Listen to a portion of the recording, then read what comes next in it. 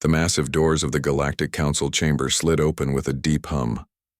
Ambassador Jake Morrison walked through them, his black suit pressed and clean, but his face showed the weight of 3 sleepless nights. Behind him, Captain Lisa Carter followed in her military dress uniform, her hand resting on her sidearm out of habit. The chamber was enormous, built to hold representatives from hundreds of different alien species. Floating platforms held the various council members, each one designed for their particular race. The air smelled strange, a mix of different atmospheres that the ventilation system worked hard to balance. Jake stopped at the speaking podium in the center of the room and looked up at the council members. Most of them were not even looking at him. The blue-skinned Zelani counselor named Vexthul was reading something on his data pad, his 3 eyes moving quickly across the screen. The insect-like hive queen clicked her mandibles in what might have been boredom.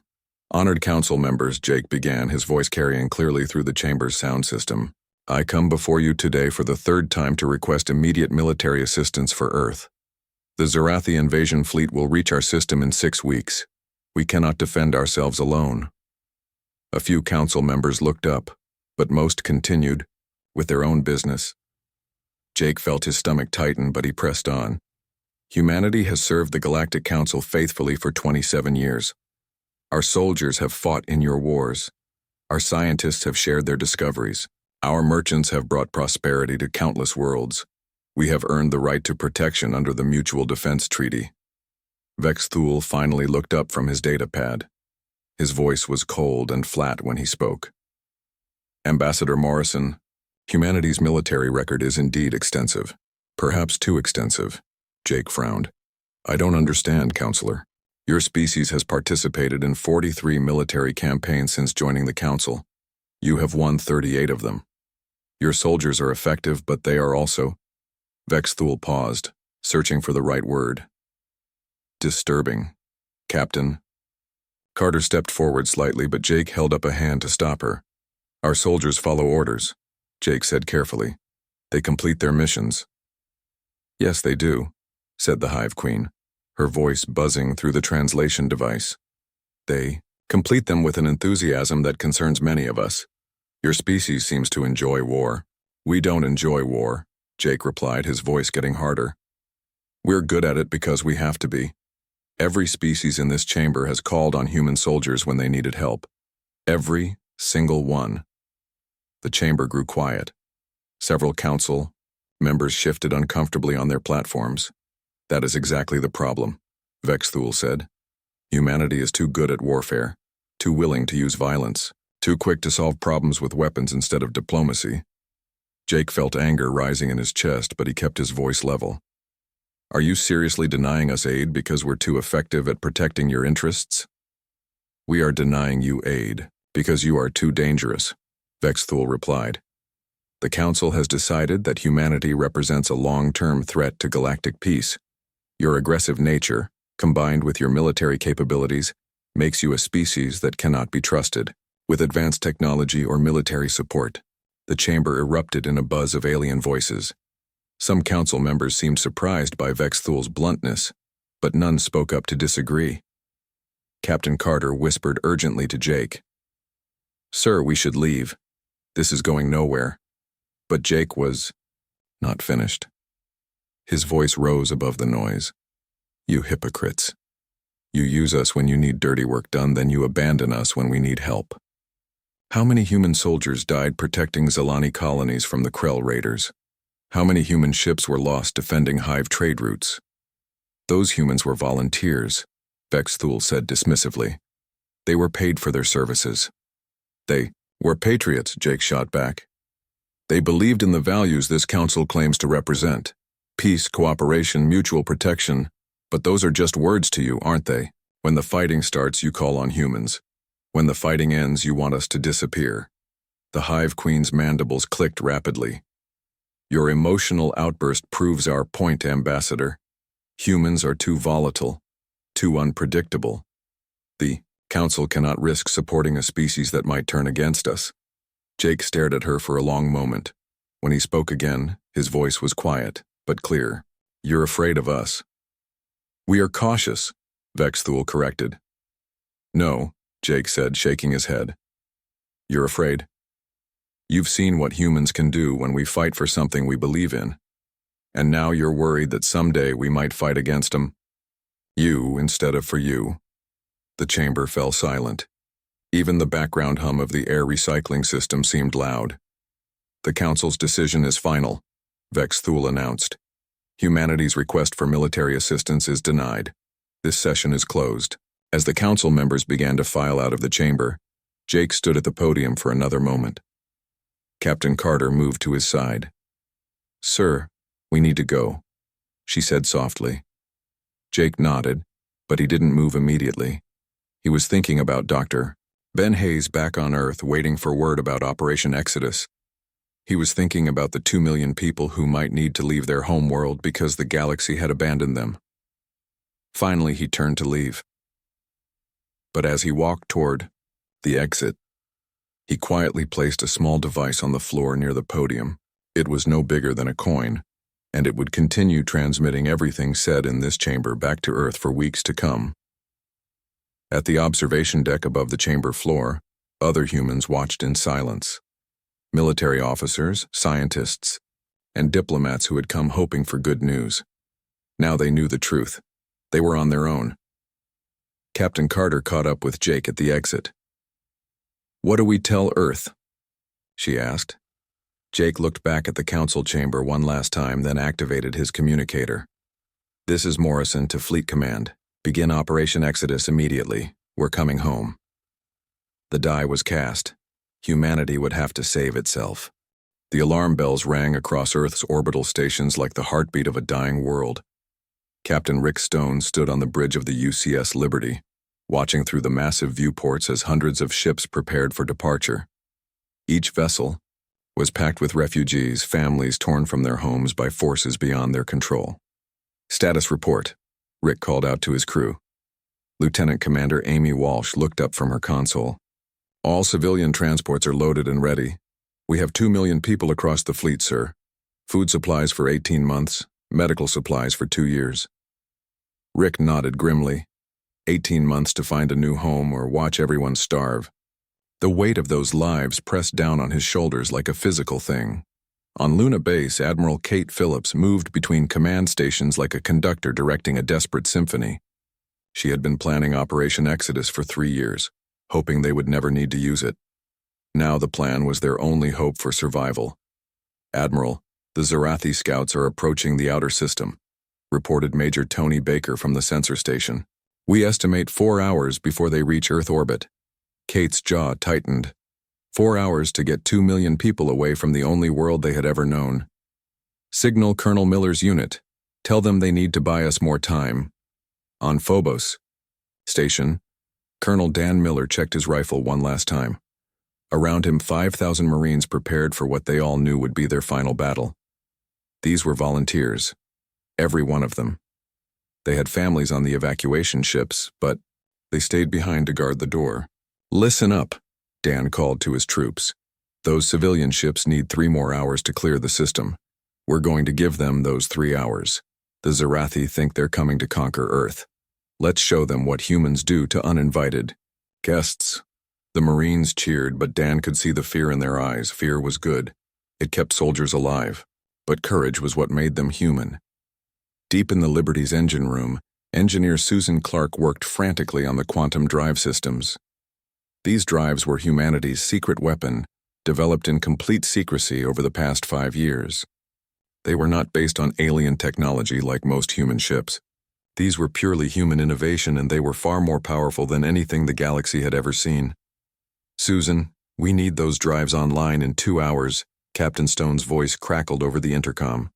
I know, Susan muttered, sweat dripping from her forehead as she connected the final power couplings. These things have never been tested at full capacity. We could blow ourselves to pieces. Her assistant, a young engineer named Kevin Ross, looked nervous. Maybe we should run more tests. Susan shook her head. No time. We either make this work, or we all die here. Help me with these plasma conduits. Back on the bridge, Captain Stone watched the tactical display as red dots representing Zarathi ships moved steadily toward Earth. The enemy fleet was massive, designed to crush any resistance and occupy the planet. They had no idea they would find it empty. "Captain, incoming transmission from Colonel Miller," reported Communications Officer Helen Price. "Put him through." Dan Miller's face appeared on the main screen. Behind him, explosions lit up the darkness of space as Zarathi scouts engaged his defensive positions. "Rick, they're here early. We can hold them for maybe 2 hours, not 3. "Understood, Dan. We'll make it work."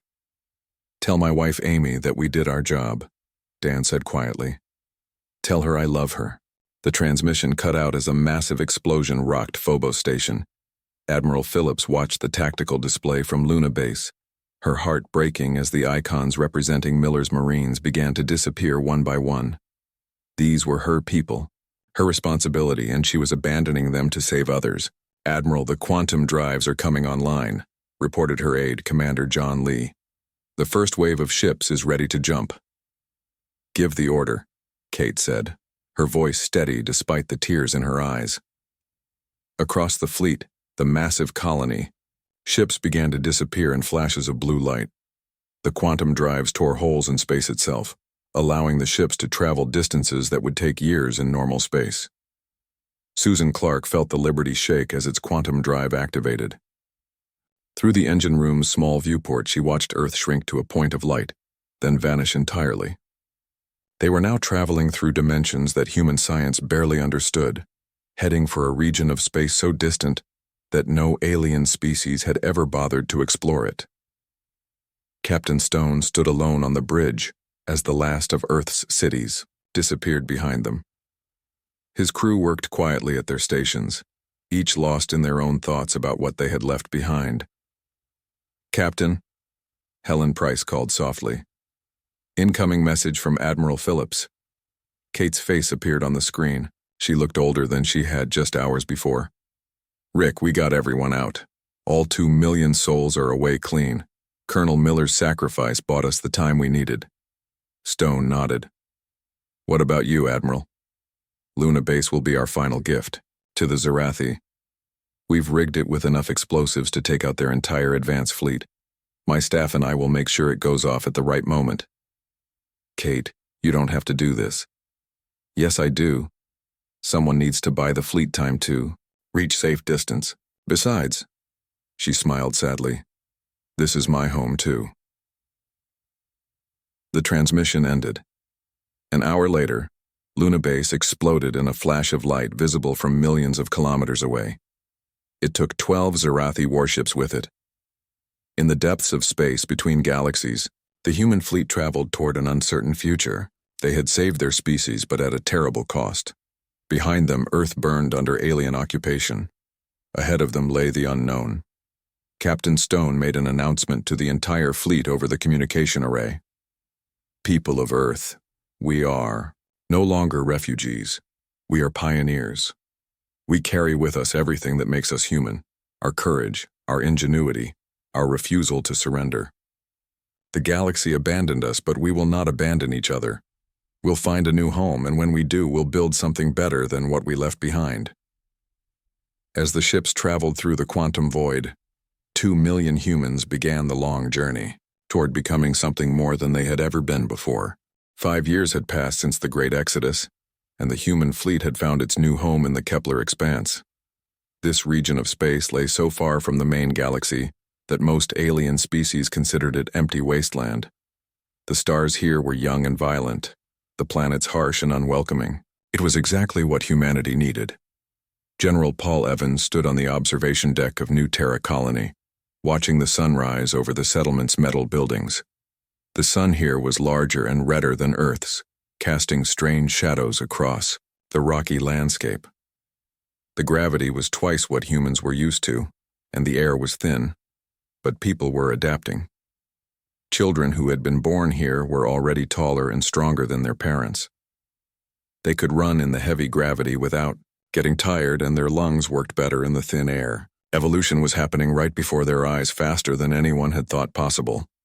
"General, the morning reports are ready," said Captain Nancy White, his aide. She had been a young lieutenant when they left Earth. Now she was one of his most trusted officers. Paul took the data pad and read through the numbers. Food production was up 15% from last month. Metal extraction from the asteroid mines had doubled. The population had grown from 2 million to 2.4 million, mostly from new births. People were not just surviving in this harsh place, they were thriving. Dr. Rachel Brooks worked in her laboratory deep beneath the colony's main dome. She had been studying the strange minerals found only in this distant region of space. The rocks here contained elements that did not exist anywhere else in the known galaxy. Computer run analysis sequence 77 alpha, she said to the lab's artificial intelligence. The results appeared on her screen, and Rachel's eyes widened. The mineral samples were reacting with human DNA in ways that should have been impossible. The elements seemed to strengthen human cells, making them more resistant to radiation, more efficient at processing oxygen, and faster at healing injuries. She thought about the children born on New Terra, how they seemed different from their parents, stronger, smarter, more adaptable. Now she knew why. This changes everything, she whispered to herself. On the military training grounds outside the colony, Major Alex Turner put a new group of recruits through their exercises. These were not the same humans who had fled Earth 5 years ago. They moved faster, hit harder, and thought quicker than any soldiers he had ever trained. Again, he shouted as the recruits practiced combat drills. The enemy will not give you time to think, you must act on instinct. The young soldiers moved like dancers, their enhanced reflexes allowing them to dodge attacks that would have hit their parents. Their strength, increased by years of living in heavy gravity, let them carry weapons and equipment that would have been too heavy for normal humans. Alex watched them with pride and a little fear. These new humans were becoming something that the galaxy had never seen before. They were evolving into the perfect soldiers, but they were still human at heart. They still cared about their families, still told jokes, still cried when they lost friends. Meanwhile, in the far distant council chambers, emergency sessions were being held almost daily. The Zarathi Empire, drunk on their easy conquest of Earth, had grown bold. They were attacking council worlds now, demanding tribute and threatening war. The Zarathi are becoming unstable, Councillor Vexthul reported to the assembly. They claim they cannot be stopped because they defeated the famous human warriors. Perhaps we made an error in abandoning Earth, suggested the Hive Queen, her mandibles clicking nervously. It is too late for regrets, Vexthul replied coldly. The humans are gone. We must deal with the Zarathi ourselves. But the Council's forces were no match for the Zarathi war machine. Battle after battle ended in defeat. Entire star systems fell under Zarathi control. The proud alien civilizations that had dismissed humanity as too violent now begged for help from anyone who would listen. Then the reports started coming in. Zarathi fleets were disappearing near the outer rim territories. Entire battle groups would simply vanish without sending distress signals. At first, the Council thought it might be some kind of space phenomenon, maybe black holes or energy storms. Commander Roy Martinez led a small human patrol fleet through the edge of Zarathi space. His ships were new designs, built with technology that combined human engineering with the strange materials found in the Kepler expanse. They were faster and more powerful than anything the galaxy had ever seen. Contact bearing 27 Mark IV reported his sensor operator, Lieutenant Sarah Jones. Zarathi heavy cruiser, moving away from the Altair system. That's one of the ships that helped destroy Earth, Roy said quietly. His own brother had died in the defense of Luna Base. All ships, attack formation. Let's remind them what humans do to bullies. The battle lasted 8 minutes. When it was over, the Zarathi cruiser was nothing but glowing debris, and the human ships had not taken a single hit. No survivors, no distress beacon, Roy reported to Fleet Command. As far as the galaxy knows, that ship just disappeared. This scene played out dozens of times across the outer rim. Human patrol fleets, invisible to alien sensors, struck quickly and vanished into the dark. The Zarathi began to fear the empty spaces between stars, where their ships went missing and never returned. On New Terra, children played games that would have terrified their grandparents. They could run faster, jump higher, and think quicker than any human before them. But they still laughed when they played, still shared their toys, still hugged their parents when they were scared. Dr. Brooks continued her research, documenting how humanity was changing. The people of New Terra were becoming something new, something better adapted to survive in a hostile universe. They were still human, but they were more than human too. General Evans looked out at his growing colony and smiled. The Council had abandoned them, thinking they were too dangerous to help. Soon the galaxy would learn just how dangerous humans could become when they had nothing left to lose and everything to prove. In the depths of space, human fleets grew stronger every day. New ships rolled out of hidden shipyards, crewed by soldiers who could see farther, move faster, and fight harder than anyone the galaxy had ever known. The silent years were ending. Soon, it would be time to return home. 10 years after the Great Exodus, long-range sensors across the galaxy began picking up massive energy signatures approaching from the dark void beyond the rim. The readings were so powerful that most alien scientists assumed their equipment was broken. Fleet Admiral Chris Murphy stood on the bridge of the UCS Retribution, flagship of humanity's return fleet. He was one of the children who had grown up in the Kepler expanse, born during the second year of exile. At 28 years old, he was taller and stronger than any human who had lived on Earth, his reflexes enhanced by years of evolution in the harsh outer rim. Behind the Retribution, over 3,000 human warships moved in perfect formation. Each vessel was built with technology that the galaxy had never seen, powered by quantum drives that could tear holes in space itself. The fleet that had fled Earth as desperate refugees was returning as something far more dangerous. "Admiral, we're receiving sensor pings from Council Space," reported Commander Lisa Grant, his communications officer. "Multiple species are trying to identify us." Chris smiled coldly. "Let them wonder.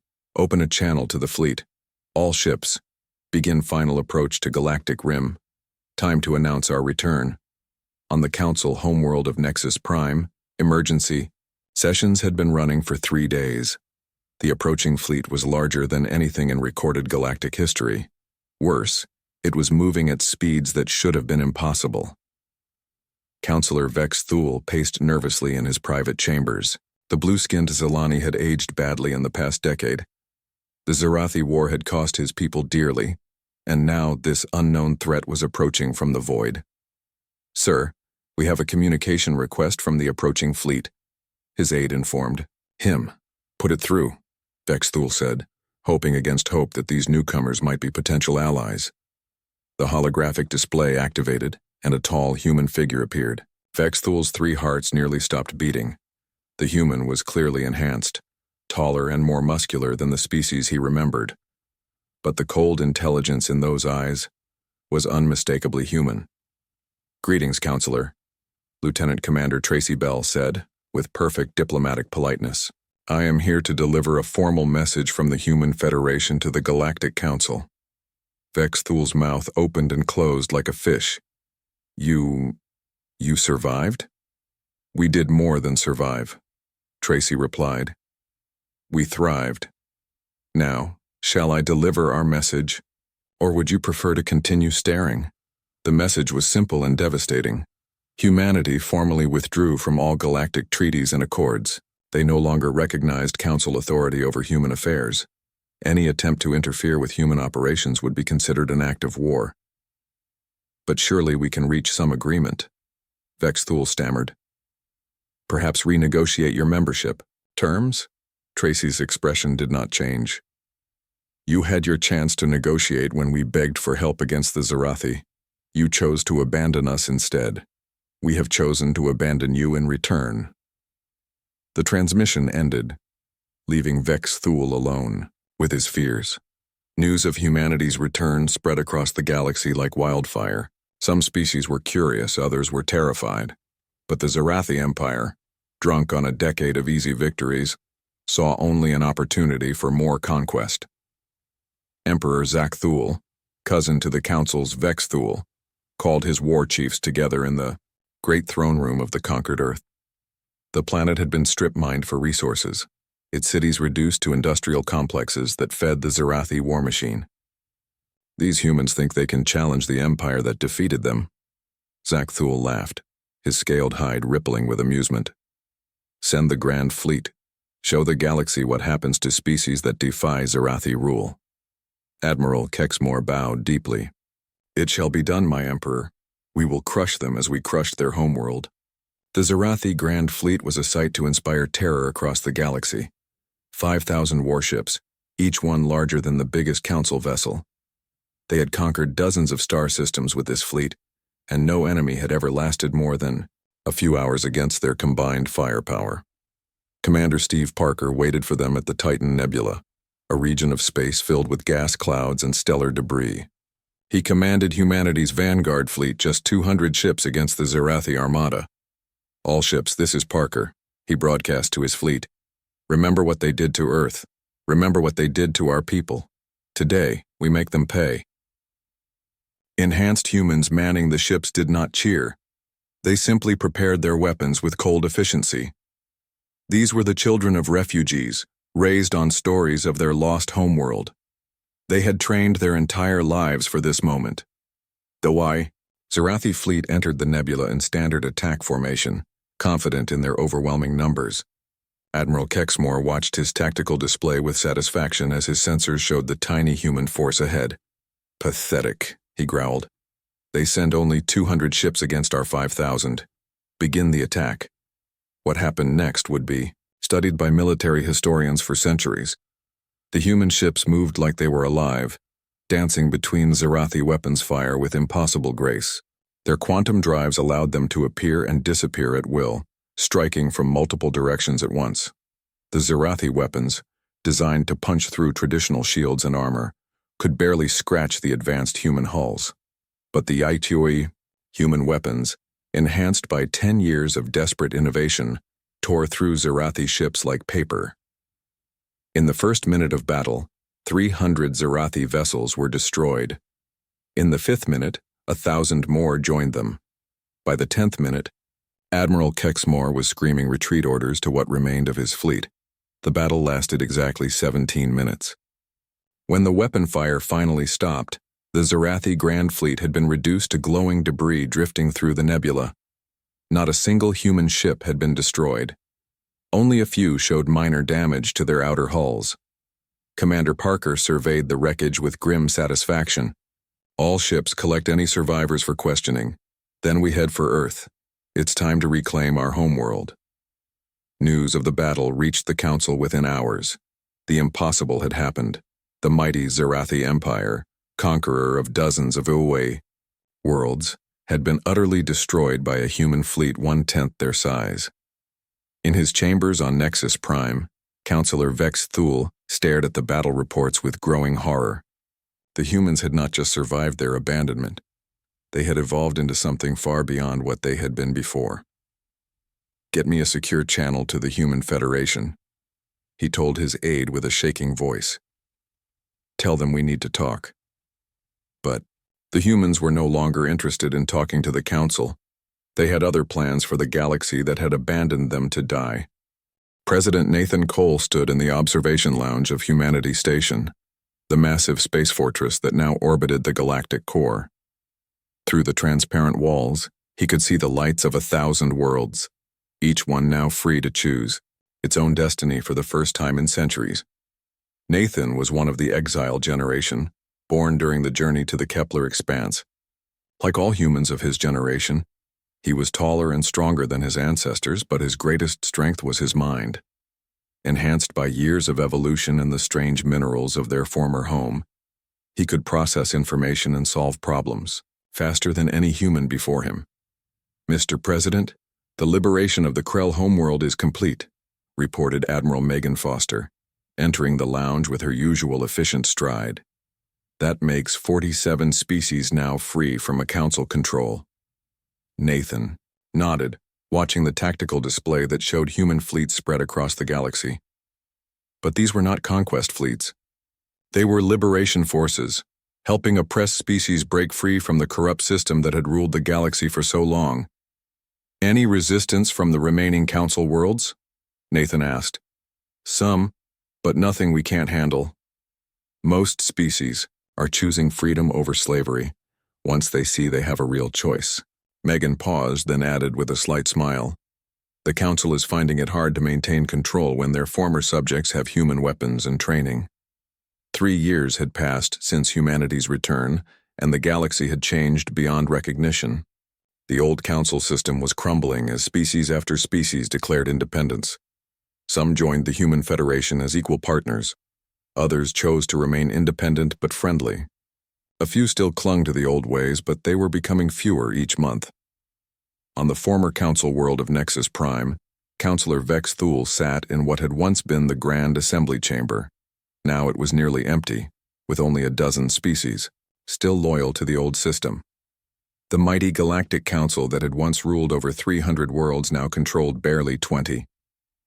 "We must find a way to negotiate with the humans," said the Hive Queen, her voice trembling through the translation device. "Our empire is falling apart." "They refuse all communications," Vex Thule replied bitterly. "We are beneath their notice." Now, it was true. The humans had made their position clear through their actions rather than words. They would not conquer the galaxy through war, but they would make sure every species had the choice to be free. The old system of council dominance was ending, whether the remaining councilors liked it or not. Captain Kelly Brooks commanded the human patrol fleet near the former Zarathi Empire. The conquered worlds were being rebuilt with human help, their populations freed from slavery and given the chance to govern themselves. It was slow work, but rewarding. "Captain, we're receiving a distress signal from the Altair system," reported her communications officer, Lieutenant Mark Davis. "What's the situation?" Kelly asked. "Looks like some Zarathi holdouts are trying to reclaim one of their former colonies. The locals are requesting assistance." Kelly smiled grimly. The Zarathi as an empire were finished, but small groups of survivors still cause trouble throughout the galaxy. "Set course for Altair. Time to remind these pirates what happens when they threaten innocent people." The small Zarathi fleet never stood a chance. Human ships appeared seemingly from nowhere, their quantum drives allowing them to strike from impossible angles. Within minutes, the pirate ships were disabled and their crews captured, but instead of executing the prisoners as the old empire would have done, the humans turned them over to the local authorities for trial. It was a small gesture, but it showed the difference between the old way of ruling through fear and the new way of protecting through strength. On Earth, now free from Zarathi occupation, massive reconstruction efforts were underway. The planet had been badly damaged during the occupation, its cities destroyed and its ecosystems disrupted, but human technology and determination were slowly bringing the homeworld back to life. Ambassador Jake Morrison, now an old man but still sharp as ever, walked through the ruins of what had once been New York. Around him, construction robots worked alongside human engineers to rebuild the city, but this would not be the same Earth that humanity had fled from 15 years ago. "Sir, we have a delegation requesting to speak with you," said his aide, a young woman named Jennifer Walsh. Jake turned to see a group of alien diplomats approaching nervously. He recognized several of them as former council members, including Vex Thule himself, Ambassador Morrison. Vex Thule said, his voice much humbler than it had been years ago. We come to apologize, and to ask if there is any way we might find peace between our peoples." Jake studied the blue-skinned alien for a long moment. This was the being who had condemned humanity to death, who had called them too dangerous to help. Now he stood in the ruins of Earth begging for forgiveness. "You want peace?" Jake asked quietly. "Yes, desperately. Our remaining worlds live in fear. We know we wronged you, but surely there can be forgiveness?" Jake looked around at the destroyed city, thinking of all the humans who had died because of this alien's decisions. Then he thought of the new galaxy that was emerging, where species could choose their own paths without fear. "There can be peace," Jake said finally, "but not the kind you're used to. You'll have to earn it like everyone else. No special treatment, no privileged positions. If you want to be part of the new order, you'll have to prove you deserve it." Vex Thule's shoulders sagged with relief. "We understand. What must we do?" "Start by freeing every slave in your remaining territories. Open your borders to free trade and immigration. Allow your people to choose their own leaders through fair elections. Do these things and we can talk about peace. As the alien delegation left, Jake's aide approached him. Sir, do you really think they'll change? Jake smiled sadly. Some will, some won't. But at least now every species in the galaxy has the choice to be better than they were. That's more than we had 15 years ago. Above Earth, President Nathan Cole finished his daily review of galactic affairs. The transformation was almost complete. The galaxy that had once been ruled by fear and corruption was becoming something new. Not perfect, but better. Much better. He thought about his predecessors who had fled Earth as desperate refugees, and what they would think of what humanity had accomplished. They had saved their species through exile, but more than that, they had saved the galaxy through example. The age of human dominance had begun, but it was not the kind of dominance the Council had feared. It was dominance through inspiration, through showing others what was possible when people chose cooperation over control, strength over submission. In the end, humanity had learned the most important lesson of all. True power came not from the ability to destroy, but from the wisdom to know when not to use that ability. The galaxy was free, and it would stay that way as long as humans remembered why they had fought so hard to make it so.